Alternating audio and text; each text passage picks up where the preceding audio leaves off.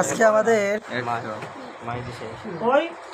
গ্রামে ঘুরে কত টাকা হলো দেখা যাক। এখন গোনা হচ্ছে।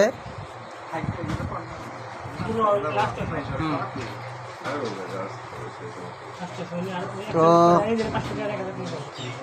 সবাই আলাদা আলাদা করো, কালেকশন গণো কত হয়েছে, আলাদা আলাদা করে গণো।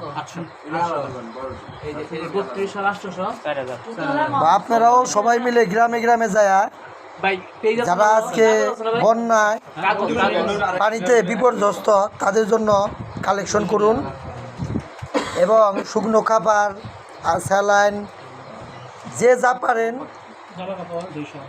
জামা কাপড় কি সবাই